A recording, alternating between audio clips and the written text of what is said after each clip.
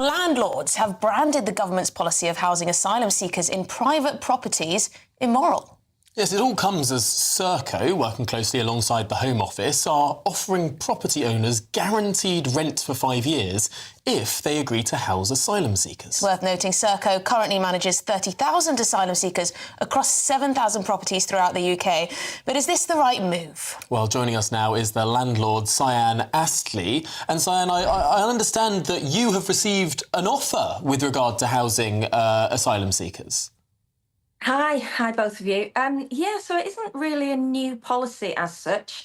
Government and local authorities, I think it's sort of kind of got kick-started and accelerated during COVID, where vulnerable tenants, so the homeless or people with drug addiction problems or people with learning difficulties, tenants who are fall under the umbrella of vulnerable tenants.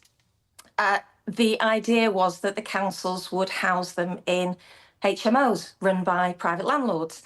And that's now expanded to include asylum seekers, economic migrants, illegal immigrants, however you want to describe them. So, yeah, in my area, so I live in Fallowfield, which is a very studenty area in South Manchester. And landlords around here, including myself, have been approached, yeah. Is it tempting at all? 5 years rental up front? Would you ever consider housing Channel migrants? I think it's actually appalling. I think it skews the housing market. It raises rents locally for tenants.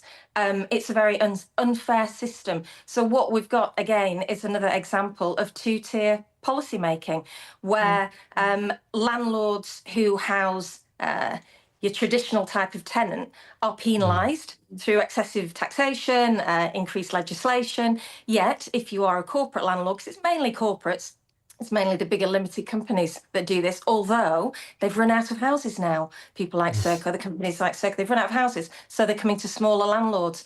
And of course, it's very tempted. I'm not going to do it on principle, and that may make me stupid, really, because how tempting is it? You know, I ran some figures, and £14 a night on a 10-bed property, it's nearly £80,000 a year. You'll have paid your mortgage after 5 years, you know. Yeah, I can see. You can kind of see why people do it, but on principle, you're saying no to this deal from the government, and as you say, completely skews the rental market, the lower end of the rental market, when so many people are struggling to get on the housing ladder and into these properties. Anyway, Sian, thank you very much indeed. Really interesting to get your perspective as a landlord who's been approached. Sian Astley there. Lots to think about. Lots to think about. We should say that the Home Office has been in touch. They say these arrangements with the private rented sector have been in place for years, including under the previous government. We have a statutory duty to support destitute asylum seekers who will not be able to pay for fees such as utilities and council tax. We're restoring order to the asylum system and cutting costs to taxpayers by reducing the number of people we are required to accommodate through a rapid increase in asylum decision-making and the removal of more than 24,000 people with no right to be in the UK.